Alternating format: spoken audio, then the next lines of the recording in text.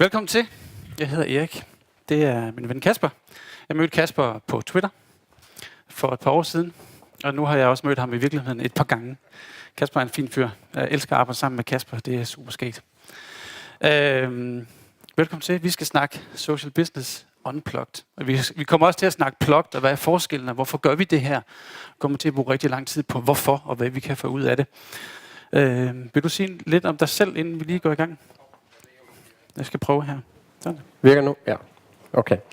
Jamen, jeg hedder Kasper, og jeg kommer fra IBM, eller jeg kom fra IBM. Jeg er lige flyttet tilbage fra New York, hvor jeg har arbejdet for IBM som Influencer Engagement Strategist, og kom tilbage hertil for at holde det her oplæg. Så det er lidt min baggrund, at jeg sidder med social business for IBM på global plan. Og glæder mig til at fortælle jer lidt om. Ikke så meget i stedet, hvad vi laver, men lidt de overbevisninger, jeg har omkring, hvordan organisationer skal arbejde med det her. Cool. Kasper, bare til din information, jeg skruer lige lidt ned for dig her, så du kan stå i ro og trække vejret, uden der går Darth Vader ind. Hvis der er noget af det her, vi siger, som lyder absurd, så lad bare op med poten, og så prøver vi at adressere det undervejs. Det er meget sjovere, hvis der er sådan lidt interaktion i det. Vi kommer til at tale rigtig meget om, hvorfor vi har med social business at gøre. Jeg kommer fra en virksomhed, hvor jeg blandt andet laver IT-strategi rundt i virksomheder. Og jeg kommer til at basere mange af den første halve time på masser af cases, kommer til at illustrere med det, vi har oplevet rundt omkring, når vi taler social business. Hvad er det, virksomhederne taler om derude? Der er en agenda-slide. Vi skal tale konkurrencedygtighed gennem tilpasningsevne. Vi skal tale leadership gennem det at være social. Hvad vil det sige at være social? Er det noget, der giver mening for en IT-chef? Er det noget, der giver mening for en HR-chef? Er det noget, der giver mening for en tysk koncernchef? For et industrikonglomerat at være social med sine medarbejdere? Vi skal tale, det vil Kasper tage sig af, leadership gennem brand value. Hvad vil det sige? Hvorfor gør vi det? Hvad kan vi få ud af det? Og hvorfor hænger det sammen med social business? Og så skal vi snakke om, hvad er det, vi oplever i dag? Gode råd til at komme videre. Hvordan kan man komme i gang med det her? Er I med på den? Godt så. Hver eneste gang I møder pigen her, så er det fordi, der kommer et nyt afsnit. Så nu kan I huske, at når I møder hende, så skal I lige skifte mindset. Jeg vil snakke om konkurrencedygtighed gennem tilpasningsevne. Hvorfor det er så vigtigt her. Se, Bjarke Møller fra Mandag Morgen skrev for ret præcis et år siden her, at det kan godt være, at vi er dygtige i Danmark og i Norden til at være konkurrencedygtige på pris og på tid og på kvalitet og sådan noget, men vi er nødt til at være konkurrencedygtige på andre ting også. Fordi der er folk, som bider os i haserne hele tiden. Alle BRIC-landene, de ved godt, hvordan man skal udkonkurrere den vestlige verden. De kan mande op. De kan nogle ting, som vi ikke kan. De har en skaleringsmuskel, som vi ikke er i stand til at honorere. Er det interessant for virksomhederne? Ja, det er det da i høj grad. Virksomhederne, de kigger på de her 7 trends. Det er de 7 megatrends, som der er i verden ude i øjeblikket. Female shift and leadership style, og at folk bliver ældre og ældre. Jeg regner ikke med at gå på pension, for eksempel. Jeg regner med at blive ved til, at jeg falder om. Der er rigtig mange af mine kolleger, som bliver ved, indtil vi har ikke lyst til at gå på pension på samme måde. Volatile markets er en klassiker. Ja, der er spørgsmål allerede. There are. Hands up, who would like us to continue in English? All right. Welcome. How much of it should we recap? Did you get any of it so far? People are blurry. Let's take it from here. No, let's take back ones. Competitiveness through adaptation. We can do it in English, right? Sure. Because you've been doing it in English for 3 years in New York, so you can do it. This is what is top of mind of the CIOs, the CEOs out there. Competitiveness through adoption. And as I just said, all the BRIC countries, they can outcompete us by numbers, by adaption, because they can just build a new factory line next to their old ones, and they can just man up, they can scale up through manpower. So these are the 7 megatrends that are everywhere right now. You can read them all there.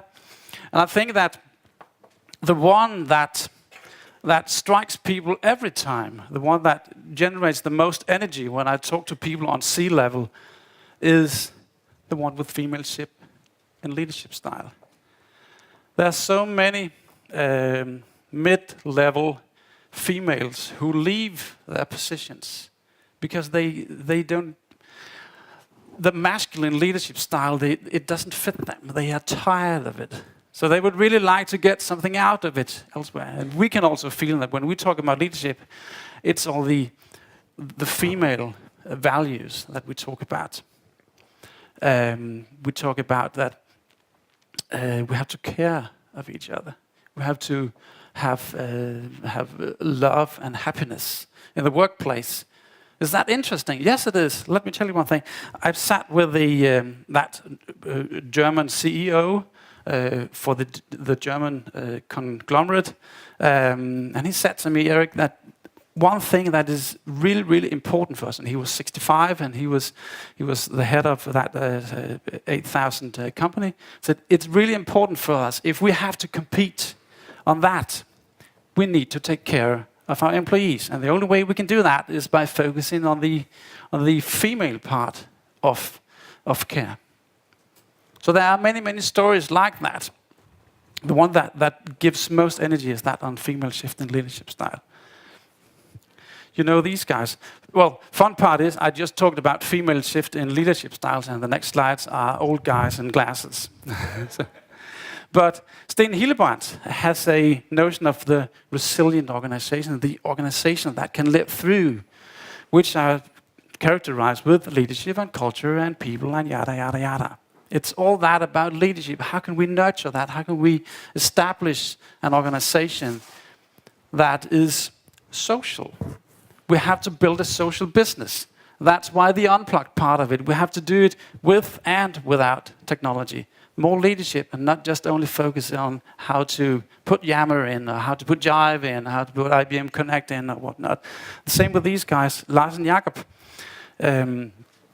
focusing on the purpose-driven organization with that notion of unbuzz.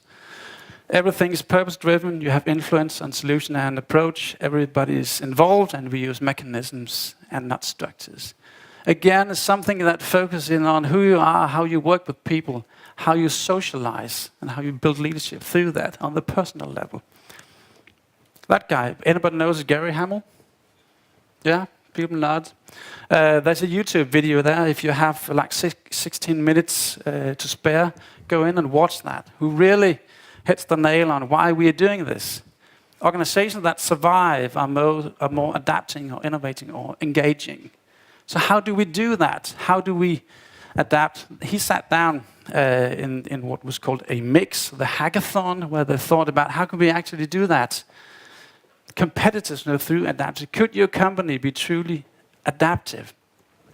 So these are the principles that they came up with. The report is cited down there, and it's ready for it's a free download. Nice PDF. 9 things that you should focus on if you want an adaptive, competitive organization. And what you'll see is that it's all about people. It's not about technology, because, as Gary Hamel just said, that technology is everywhere. The change of change is so rapid that technology just flows everywhere. If you have to build a competitive business, you have to do it with the people you have in hand. Leadership and social business are the catalysts of doing this. Social business and leadership through socializing with people. Go talk to the people. Go engage with them. And that's, I think that there's one word you might like to.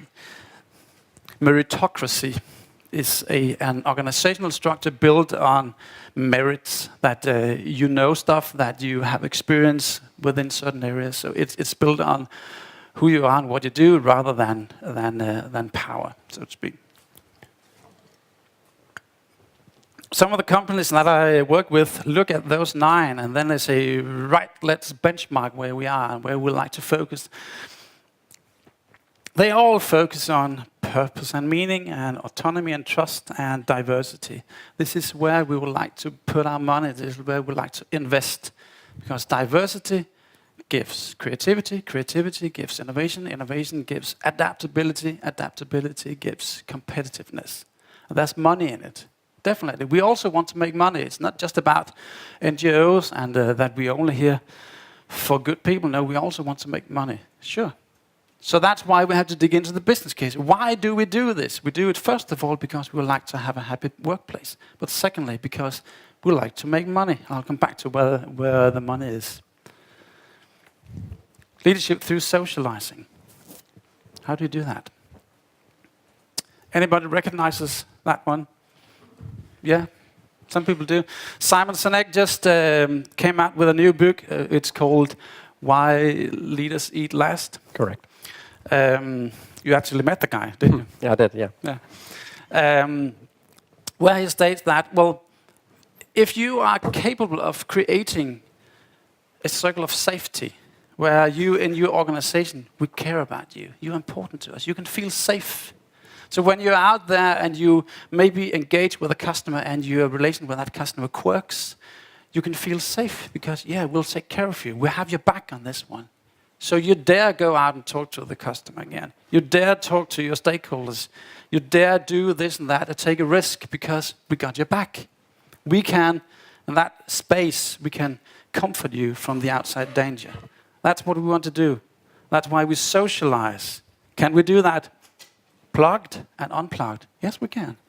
Many people think that you can only do it plugged. Many people, you can only do it unplugged. So it's that combination that I really, really see that people engage with right now. Does that make sense? People are slowly nodding? Yeah? It has to make sense. This is how new organizational structures look on how to make sense in your business. You have the overall purpose. This is what we do. We save people from diabetes. We make green energy. We build civilizations. For example, Ethel Smith worked with the notion of engineering civilization, not just only doing concrete and digging up gold and then copper for the wires. No, we engineer civilizations. And that's why really digs into people. Then the trick is, well, the easy part is to put yourself into that purpose. Well, I can easily see myself working with Novo Nordisk, killing diabetes. Yeah, that makes sense for me. Sure. Making green power, it makes sense. Eradicating cancer, it makes sense to me. The tough part is to take it from the purpose down to your product line, to have that strategic notion of, well, we want that product, we do not want that product, we do not want that product in our service line.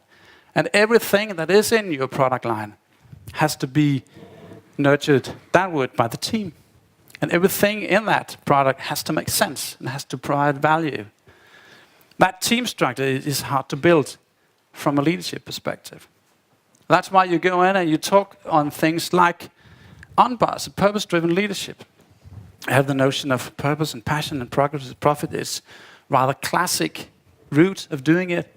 Breaking it down with Daniel Pink's motivation theory and building a structure where you both have the passion and the motivation and the happiness at work. I know that this slide is a bit hard to see for you in the back.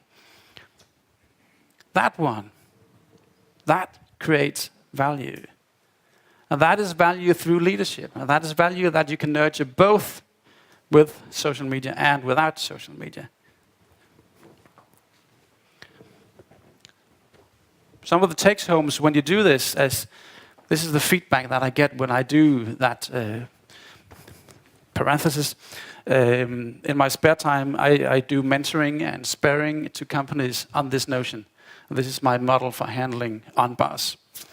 When I do this, this is the feedback that we get from that leadership style is authentic. It's something that you really, really believe in. It's transparent. You build trust, care, motivation, involvement. It's long-lasting and it's committing. And most of all, it makes you ready for change. It makes you ready to take that step, to move. Why? Because we have that circle of trust. We care.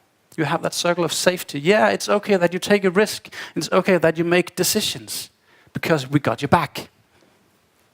And when you look at people working, you share the experience. And how can you share that experience? You can do that with social media. And that's one of the reasons Well, one of the business cases for social media, let's see. There are 3 business cases for social media in my world. On the inside of the firewall, that is, I work only inside the companies. There are 3 business cases that ties into exactly that. Those are the 3 business cases. Yeah, I see your cameras coming up. I expect to see that slide on Twitter soon. 3 business cases. 1, culture. 2, collaboration. 3, processes. That's the only 3 business cases there are in my world. You might think differently because Casper has the notion of going outside the company. I work within the company. 3 businesses. 1, communication, dialogue, culture, leadership, caring, dopamine, oxytocin, the circle of safety. That's one of the business cases. Second business case is question answer, expert system, getting people to help each other visibly. Because when you get people to help each other visibly, you create dopamine. And you see that the guy working in China can help the guy in Dubai, etc. It's a visual way of having stand-up meetings, of having coffee breaks. That's where social media kicks in. That's the plugged version of it. The unplugged version is that you also do it when you're not present on the social media. Can you do both? Oh yeah, absolutely. Is it hard? Definitely. The third one is single double loop. That is social media in the processes. For example, supporting how you make your time registration. I don't know how to do it. You can see the social media feed out there. Well, Jack just did it. He had that quirk with it. Yada, yada, yada. I can do it like that. Or any actions that you create in your CRM system is shared over to your document management system where you work. It's shared up on the internet. So you can see what goes on out there. And the double loop comes from when we want to iterate on the processes, we can help each other through that. That's the 3 business cases in there. When I make, for example,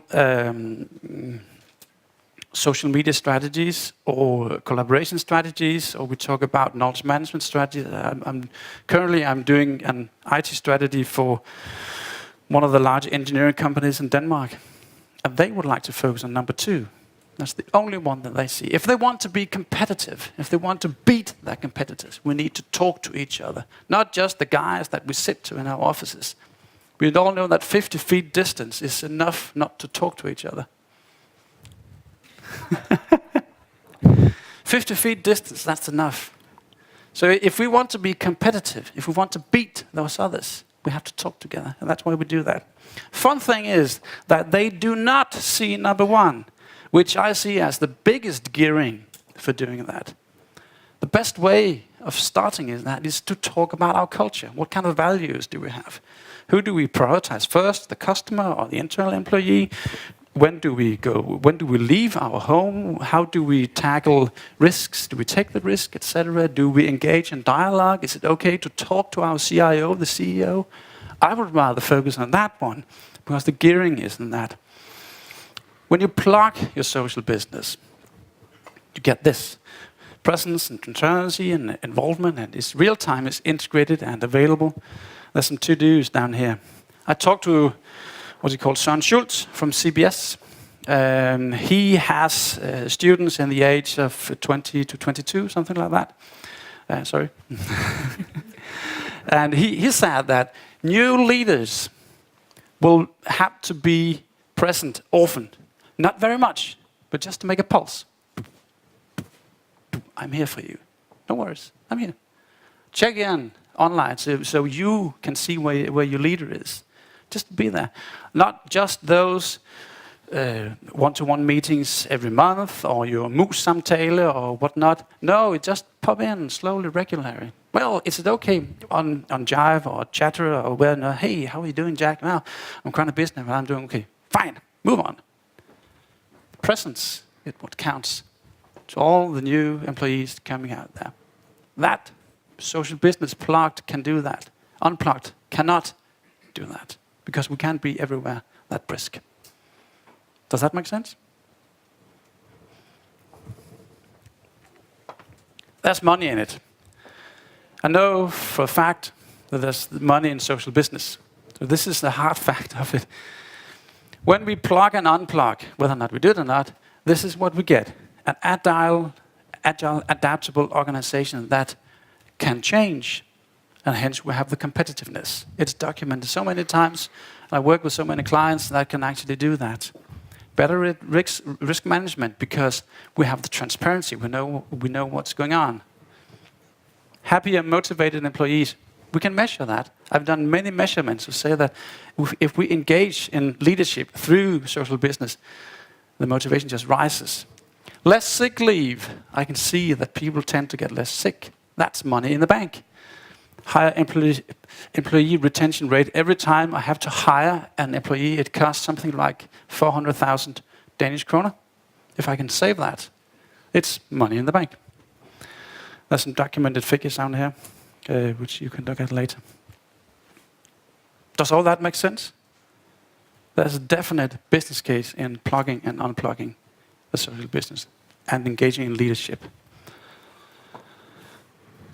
Now we need you. Bring out your phones. Because we're going to try something that Kasper and I never had done before. We have to challenge ourselves. Bring out your phones, because now we have to vote.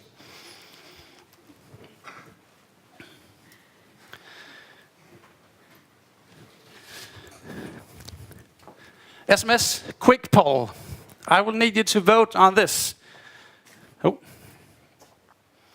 I would like your feedback now. We, in our organization, we deliberately, and on purpose, we nurture leadership through one of these four. Either we do it with unplugged social business, or we do it with plugged social business, none or both. And the text code is QVIK, K-V-I-K, added G. Yeah, maybe you should mark the whole thing. Oh, yeah, so to the number also. Yeah. You're a clever guy, Kasper. I know. SMS G, which is the code, and then 1, 2, 3, or 4 to 12, 72.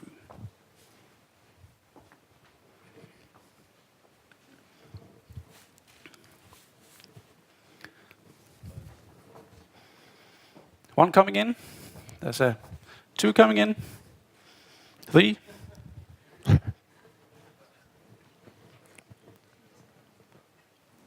Well, you are like 60, so there should be more. 6. 7. Looking good, huh? Getting there? Yeah. Well, let's Trying just to shift. Yeah. look at the features. They should move as we come in. Oh, see how they... nice. I didn't do it. Quick step, is it called. Wow. It's pretty interesting to see that the fourth column is rising. Maybe we have a skewed crowd. Maybe. It's not the classic C level that we're looking at here. It's the people that get it. Yeah. Yeah. But you are the one that will get this, definitely. For your screen capture will of course be on Twitter as soon as I finalize this, so you can get the screen capture. We'll leave it there. Well, that's good, because you're motivated and your organizations are doing that. The fun part is, of course, actually now we would like to dive into how you actually do it. But just to get that is also feedback from you, so you know where you're working. 29 votes? Yeah. Yeah? Let's leave it at that. Let's leave it there. Okay.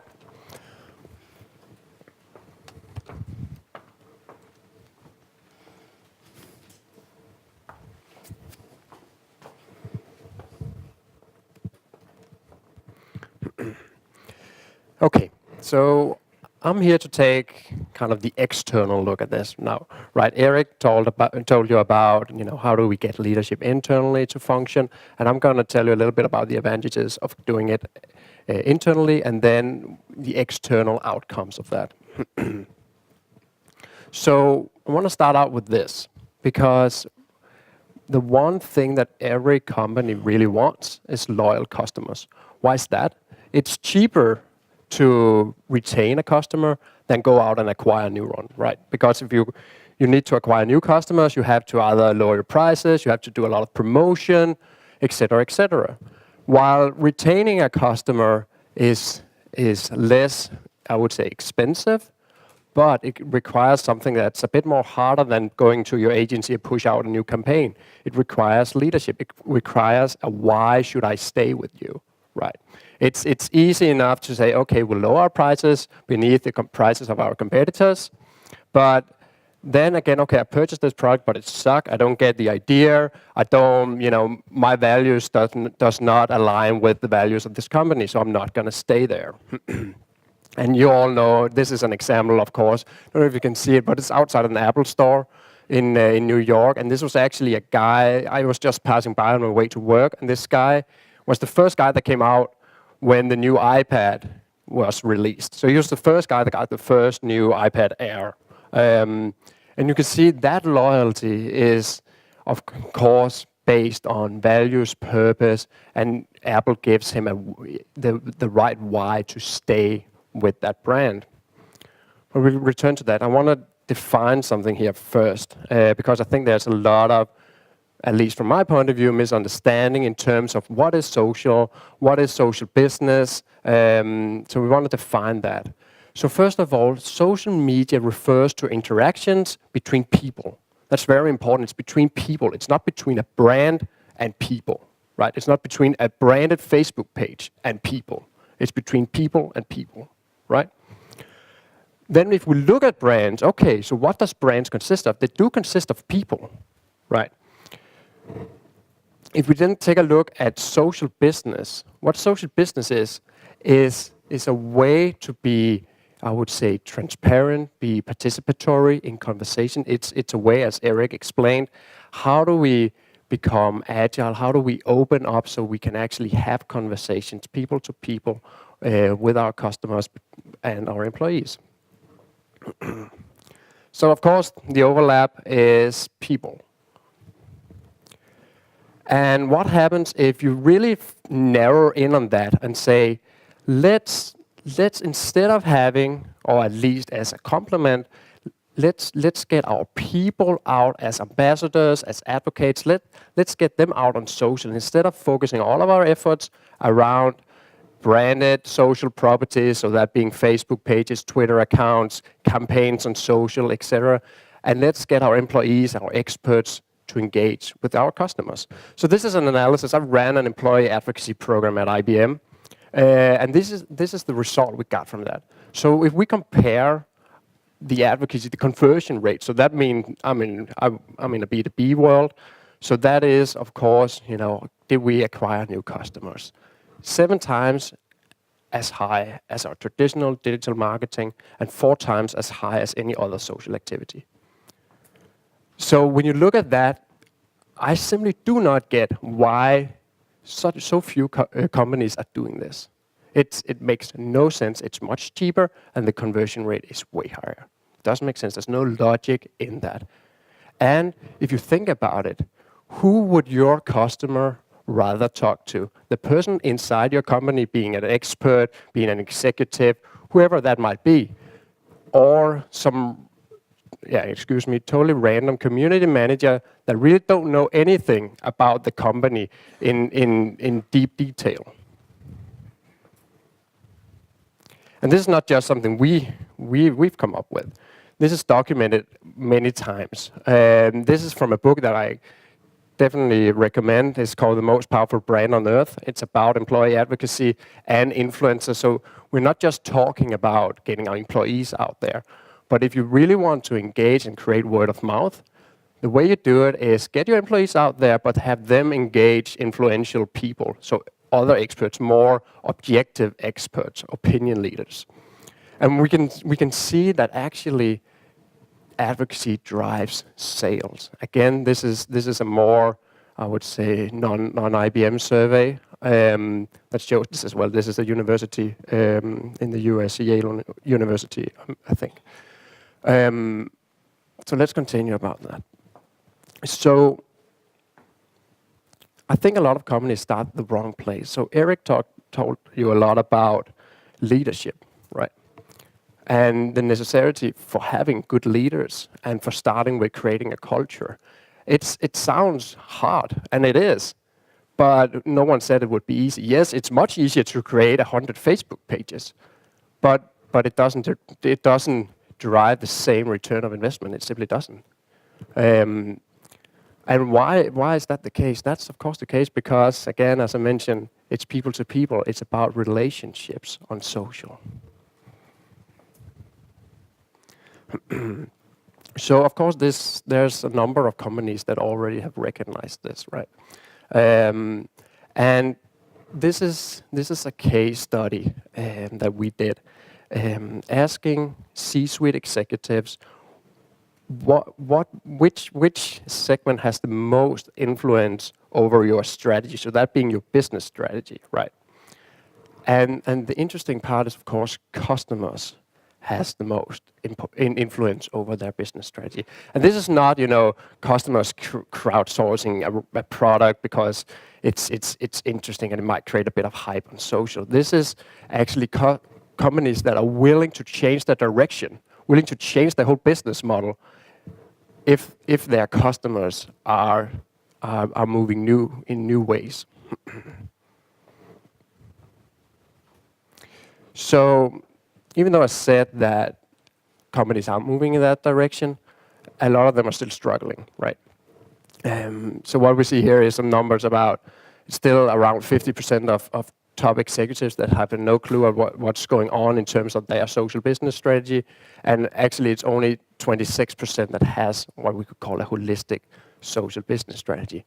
And I think my opinion is that a lot of the people that work with social on day-to-day in a communication department, marketing department, is actually to blame. We are to blame a bit.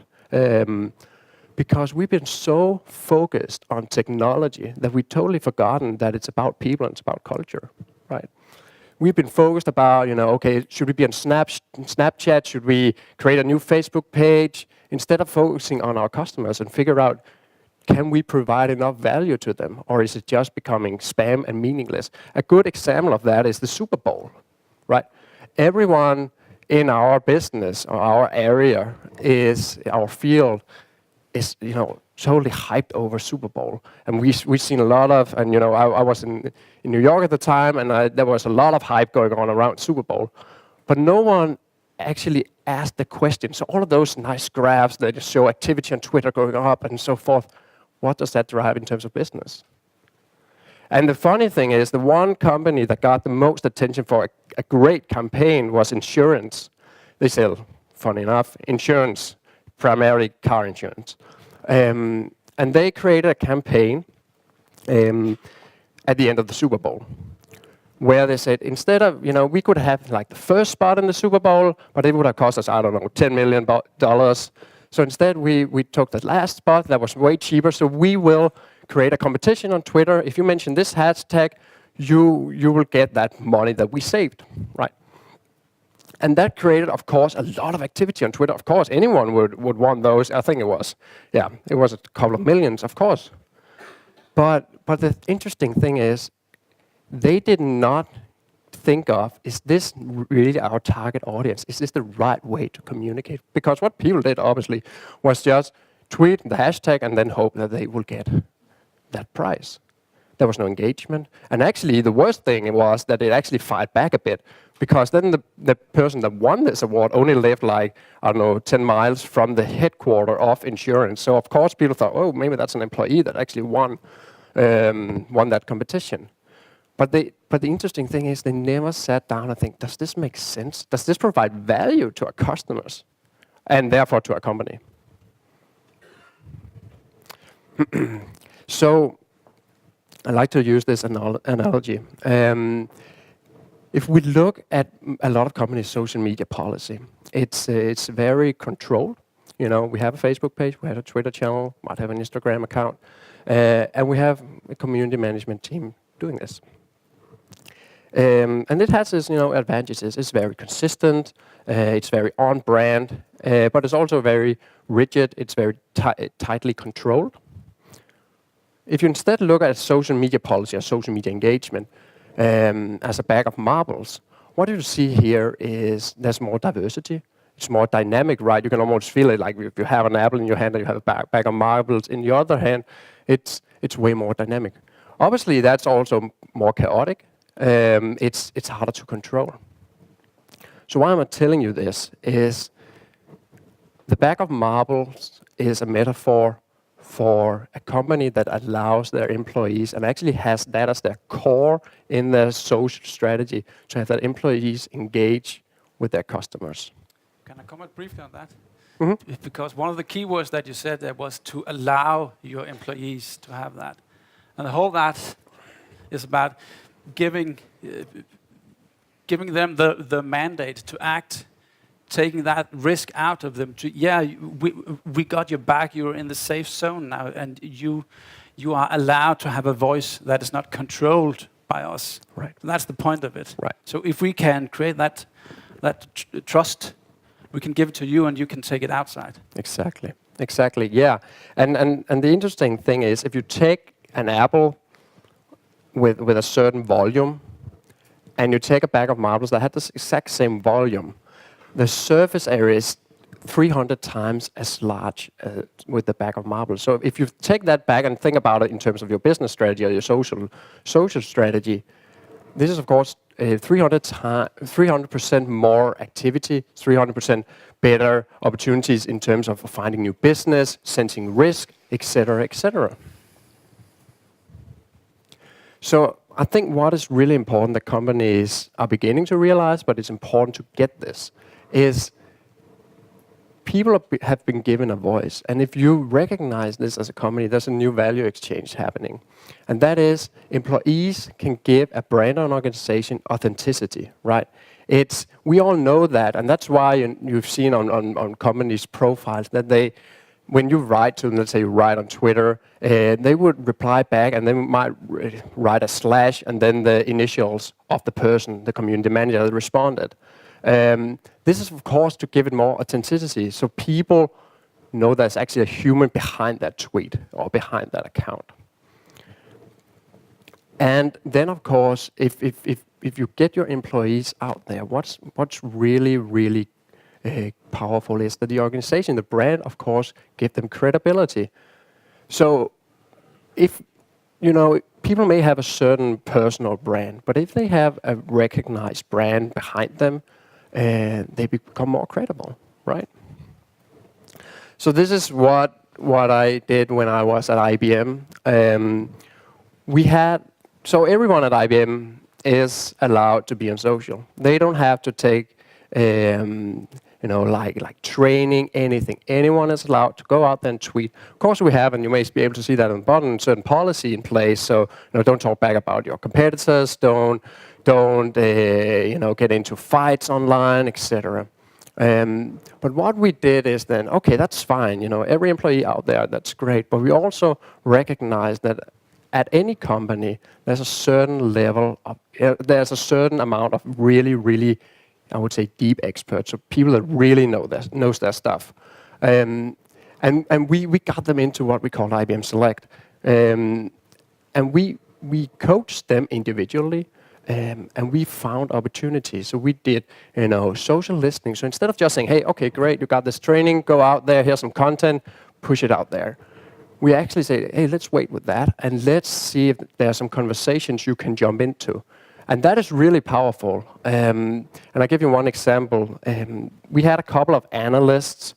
So IBM being a bit business, we care a lot about financial analysts because they could impact, obviously, our shareholders' view of IBM. And there was a couple of these guys discussing whether IBM was any good on mobile applications. They were pretty certain, they say, well, IBM, they get big data, but they're not that good on mobile. We really don't know. And we caught that conversation, right? And I told one of my guys, hey, can you go in and provide, our point of view on that, or your point of view? Because again, we wanted to be authentic. And he did that, and he was able to turn their conversation and their opinion around by giving facts, by giving customer success stories, and in that way shape their opinion towards IBM when it came to mobile computing. So that was a really powerful case for us. Or it's one example of one really powerful case. And then if you think back to the analogy, no branded social profile or no human that manage a branded social profile can manage so many relationships. So that's a calculation we did at IBM to figure out, how many people do we touch when it comes to the social sphere, right? And of course, it's so great that our employees are out there, so each one of them might be able to engage 100 of these people, right, in an authentic way. So this is just an example of a guy I work with, Mark Tierling, and the numbers up there are our way of measuring how is he progressing on social. But the interesting thing, and I really want you to think of, is if you look Mark up, you'll see he has around, I think, 700 followers. And you might say, okay, that's not a lot. He may not have been that great, and he's been a part of the program, I think, 6 months or so. But I don't really care, frankly. I care if the 700 that follows Mark are the right people. I don't care if IBM's branded Facebook page, for that matter, only have 100 followers. If all of them are either C-suite executives for the top 100 brands in the US or a financial analyst, then I care, because that's the people. That's the people. Our top customers. So again, don't be fooled by the numbers. Right, it's easy to just look at the numbers and say, "Oh, this campaign did great," right? Like insurance did, but they weren't thinking about, okay, so is this? And no offense if there's any teenagers in the room, is this all teenagers just tweeting this hashtag out? No one sat down and thought about that. So calling that, a great campaign, I think is a huge mistake. I would like to see more data on that, at least. So back to what Eric told us about. This is, of course, only possible if you create a circle of safety. If you get your people to understand it's okay to be out there, because yes, there will be cases where someone at IBM or some other brand might say something that's not that smart, or might get into a fight online. But they have to understand, yes, we got your back on this. We will help you. Otherwise, they won't do it, or it will be a very canned approach. So canned being, the exact same tweet. So what we have experienced, for example, and I see a lot of companies do that, is the marketing department would send out Twitter messages to the employees, say, hey, could you share this on social? The thing that then happens is a whole Twitter feed would be nothing but the same tweet, because people just copy-pasted the tweet in there. And that's even worse, almost, than not being on social. Especially if your customers are following those people, right? So that's some of the, I would say, pitfalls that you would have to work with. One company that does this really well about creating a circle of safety or creating trust in the organization is actually Burberry. Their CEO actually just moved to Apple, and I think I know why. She created a sense of ownership and a sense of trust in the company, that it's okay to make mistakes. A lot of companies say, oh, it's okay to make mistakes as long as we learn from it, but not a lot of companies actually mean it. And what happened at Burberry is people felt empowered. They felt like, okay, I really want to help this brand because they trust me so much.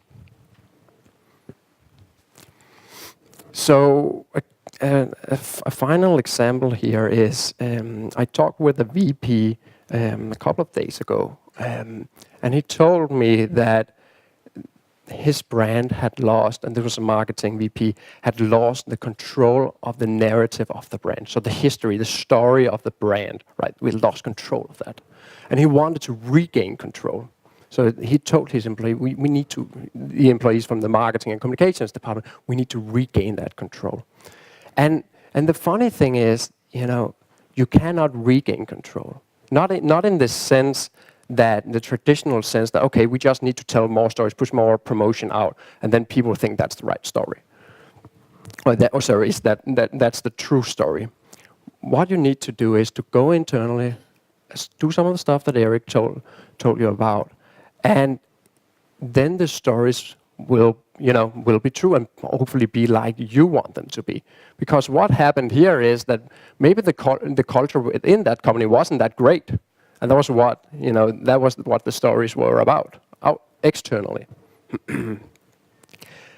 And back to, everyone talks about we live in a noisy world, it's real time, there's a lot of data, there's so much going on, and customers just don't have, they can't remember us. So I think the one thing that's really important is to figure out why are we in business, what's our purpose? Because that is something people remember, because it speaks to their deeper emotions than just here's a cheap product, or here's some cool specifications that's way better than the competitors. That doesn't speak as deep as a purpose or meaning. That's spot on. Back to the slide I had with the purpose, the product, the team, and you. Those 4 layers. It's spot on. If we can have that purpose and have it communicated freely around, that's where the leadership and the social business builds what Kasper takes forward then. Right, and actually there's another example of a drugstore in the US. So a drugstore is kind of like a supermarket / pharmacy. It's kind of a funny thing. But they used to sell cigarettes. It's called CVS. And they, I think a couple of weeks ago, actually said, we will not sell cigarettes anymore because it doesn't make sense for a pharmacy to do that. Right, we sell medicine, but we also kill people. It really doesn't make sense. Maybe from a short-term profit standpoint, but it doesn't align with our purpose. Okay, and then a new poll. So what this poll is about is, and this is great, a lot of you guys had a social business strategy, so this is perfect. I was a bit worried that if not a lot of people had that, we might be in trouble here, but what I really want you to think about here is what has been the primary or the biggest or the greatest outcome from that strategy.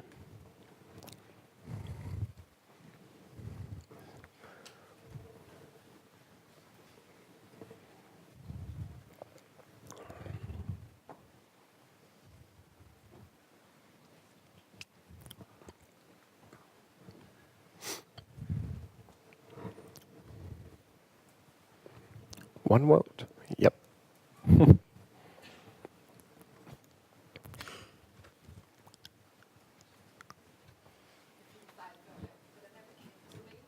Kvik, mellemrum, G, mellemrum, og så tallet fra 1 til 5.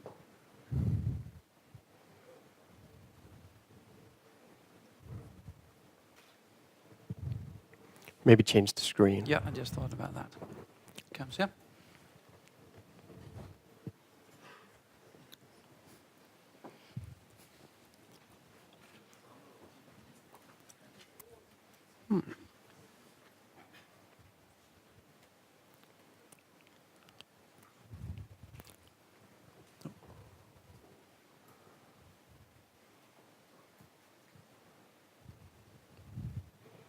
I mean, that's great. It's great to see the customer experience going up, because that's really the point, right? Is to create a better experience for our customers and not focus on whether it's social, it's digital, it's in-store. It's about creating the best experience for our customers. The hard part is, of course, what hardcore metrics do you use to measure that? So what is a good customer experience? Do you want to change screen? Up to you.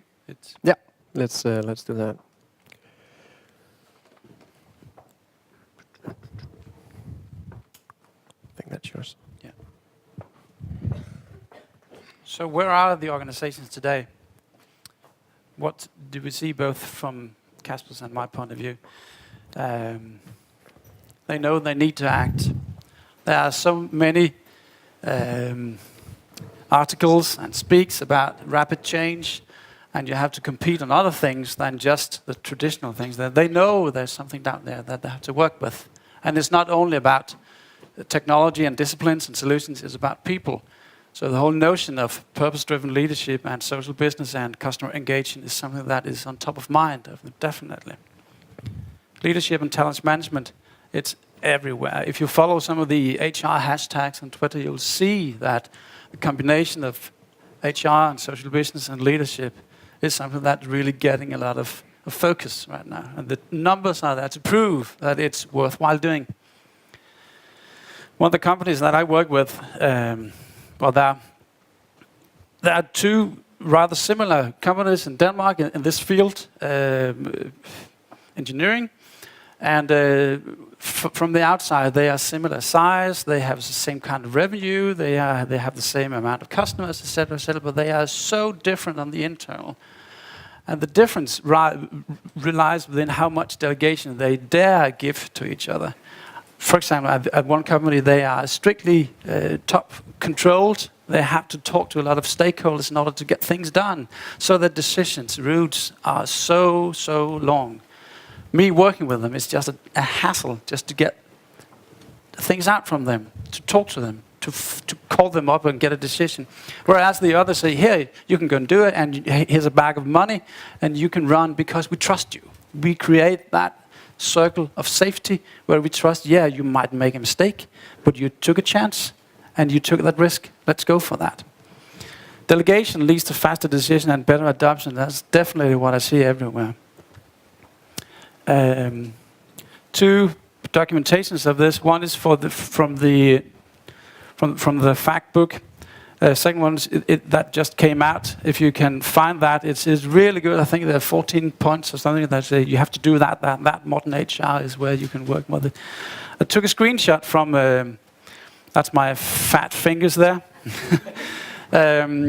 It's clear that this is of course in Danish. In which areas have your organization gained positive take home from social media internally? HR get the double amount of what the other does. You can go talk to the HR people now. They can talk to you. They can provide you with relations. We want relations in our company. It's one of the 2 things that, according to Alexander Carroll, creates happiness at work: relations, and the other is results. And what we can use social media for is to show each other the relations, to show each other the results. 2 major things for creating happiness at work. And happiness at work is one of the things that creates the circle of safety that helps Kasper get our customers back. So there you have it closed.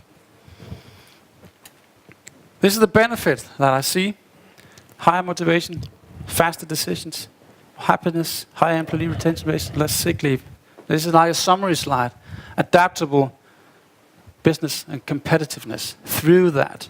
So it's a long journey. If you go out and talk to the CIO or the CXO or COO or whatnot, it's a long journey of getting to that because that's what he wants or she wants. She wants that. So we have to start with, well, you're doing that, blah, blah, blah, blah, to come to that. But once they get that, they understand why they're doing it, they will say, okay, we want that. How can we do that? So how do we do it? Start with a why. Why are we doing that? I've learned so many times that don't talk about, what do you say, Simon? People don't buy what you do, they buy why you do it. Yep. Agree on your ambition level. Agree on your intention. Well, if we want to engage in social business or social media internally, we want that use case, we want that benefit, we want to do that deliberately. So many times I have failed, so I say, well, we can do Yammer, just go ahead. Let's see what happens. Ultra liberal, just do it, see what happens, and you get just a bit bump. But if you go and say, we want to do it because we want to strengthen collaboration across the time zones, okay, I can understand that. And then you see an engagement level because your C-level people will start to motivate you to do that. Engage in leadership, both the unplugged and the unplugged way is my take home. And Kasper's will be the last. Yeah, and I just want to add something to agree on the intentions. And that's actually to think about, would our customers be, I wouldn't say better off, but at least not worse off if we closed all of our social media profiles as brands? We have to think about that. We have to be a bit, have a bit of self-critic to actually think about, does it make sense for our customers? Does it align with our purpose? Does it align with our business? Instead of just doing whatever is the new technology hype, right? Does it make sense? And that's back to my final point is there should be no social strategy. There should be a customer experience strategy, right? Okay. That was actually... That's it. It for now? Yep. Yeah. How was that? Yeah, don't clap. Don't clap.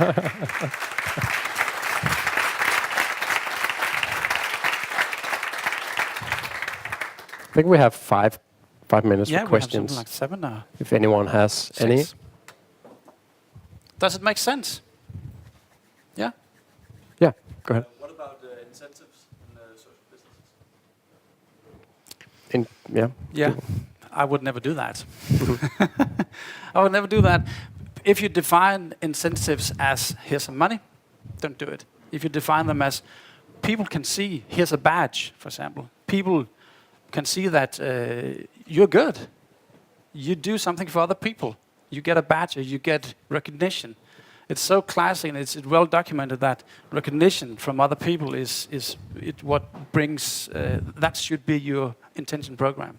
When we do organizational network analysis, we scan the organization to find out who are the nuts and bolts who talk to each other, and that those people who are the internal glue will get the badges naturally, and that's the people that we look at and say, well, we have trust in you. I would do that rather than giving people money. It's the wrong way of doing it. It's short-termed. And there's an interesting thing going on at the moment, and that's a move away from what is traditional performance reviews.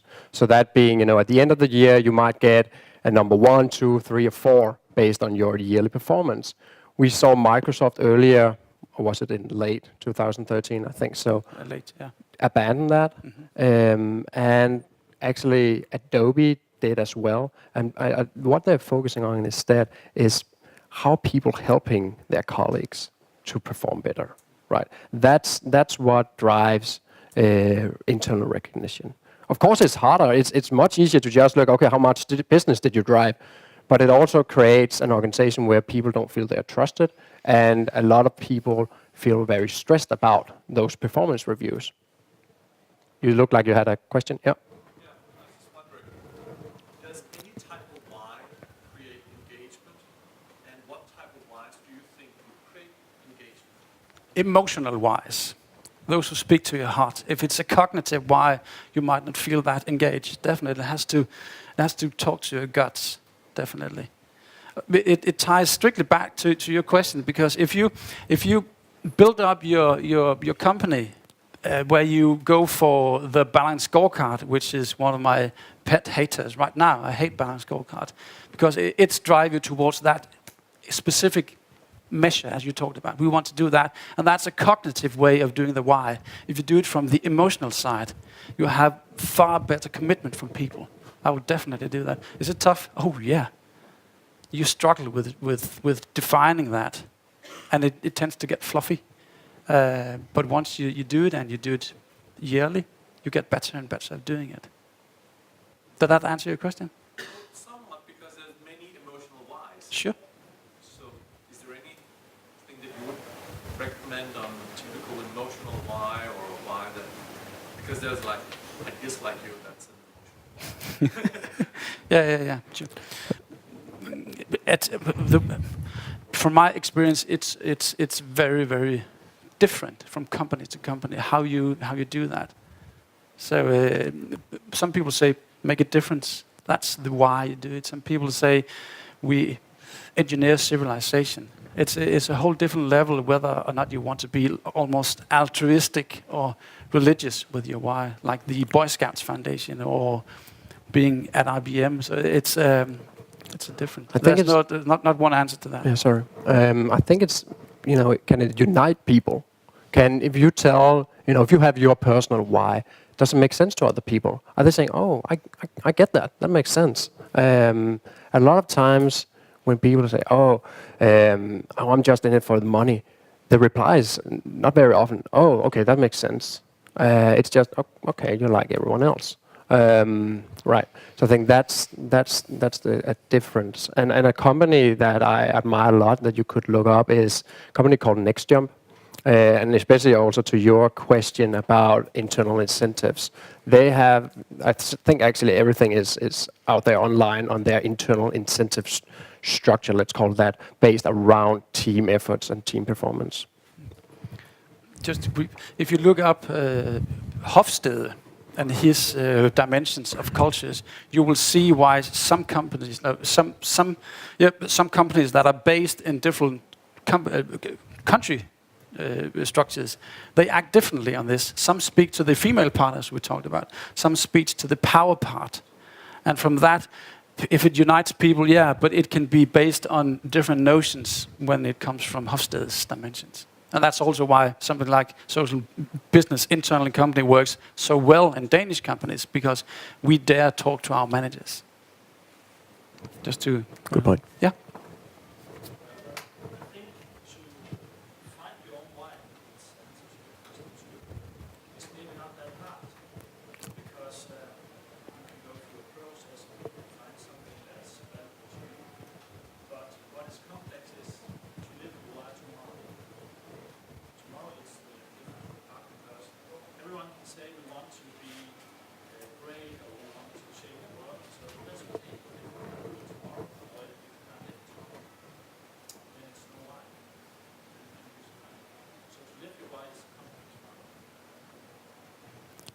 Yeah.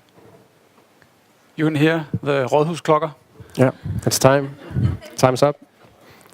Oh, final question then. Okay.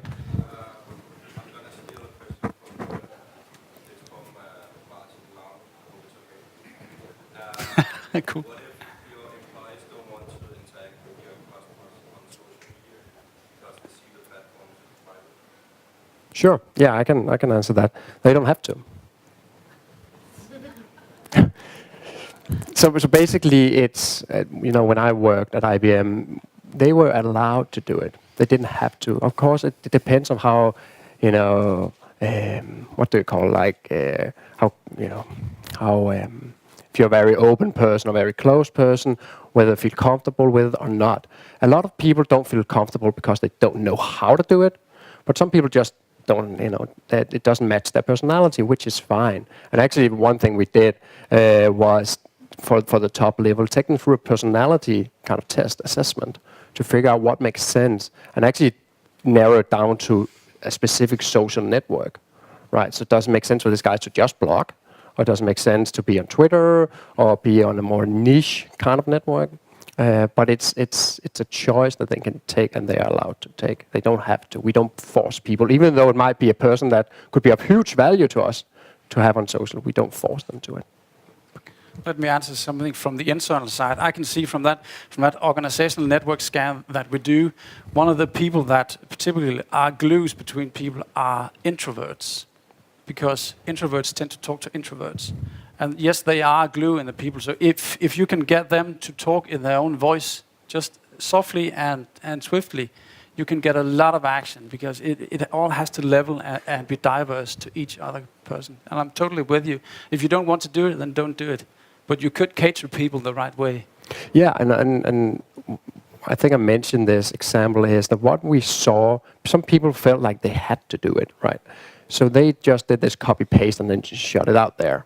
So it actually reflects bad on the brand. So it's also about saying you're allowed to do it, but you really don't have to do it. We are not forcing you, because that will also hinder the authenticity of that engagement. Great. Any final questions? Okay, great. Thank you. Thank you.